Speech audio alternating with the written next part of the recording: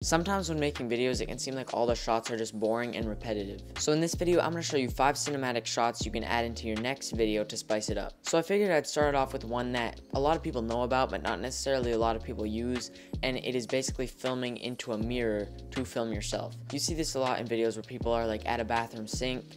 They'll usually be filming into the mirror, and then it'll show themselves in the mirror. And there are multiple different reasons why this shot is so good. And number one, it just saves space, because if you're at a sink, you're not really going to have room to film in front of your face directly, so the only option is really filming into something like a mirror. Usually watching a shot like this makes the viewer feel more immersed in the video. But of course, there's just a couple of practical things. You always have to make sure the mirror is clean so the shot looks nice, and also make sure your camera is out of frame. You can also have the camera lower than the mirror, pointing into the mirror, filming yourself. Not only does that hide it, but it also just looks good, especially if you have stuff in the foreground. Or even really without anything in the foreground, it's just a great looking shot. Now next up is the Snorricam shot. I'm pretty sure that's how you pronounce it. Now this one is actually one of the most creative, cool shots you can get. You've probably seen it before. It can be great to show if the subject is disoriented, and if you even want to maybe slow your shutter speed down on your camera or add a slow shutter speed effect in post, that can really drive home that feeling of the subject being disoriented or confused. You can even use this technique to go for more of like a nostalgic feel, like a dream. But of course, you're probably already wondering how you're even going to do this with the gear you have. But the good thing is, all you need is a tripod and a camera.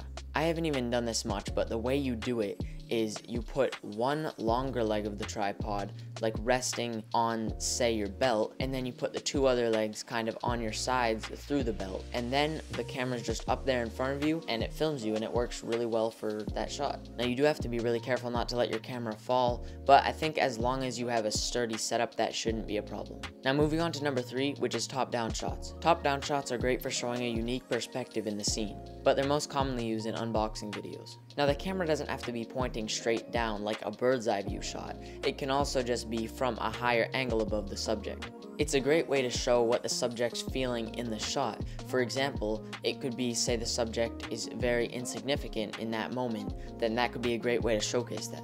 Also, it just helps make the video less boring because it's creative and something new. Now moving on to number 4, which is the same thing, just angled up. Now this basically does the opposite of what the top-down shot does, because it can be used to communicate the importance of a subject in a scene. I don't have too much to say about this one, but if you're filming a person using this method, make sure that they're taking up a good amount of the frame and not too much of it is empty. Now the 5th shot, and one of the coolest ones, is the Dutch angle. The Dutch angle is when you tilt the camera slightly so the horizon isn't perfectly level. I think it's super cool because just a slight tilt of the camera can make the viewer feel like something's wrong. It's extremely simple but effective, and you can even do it in post. With the Dutch angle, it is really good if you could add in some camera movement sometimes, but I do get why you wouldn't be able to do that, especially if you're filming by yourself. I know this video was a lot shorter than usual, but I hope that you guys actually use some of these techniques and shots in your next video. Thanks for watching, and I'll see you in the next one.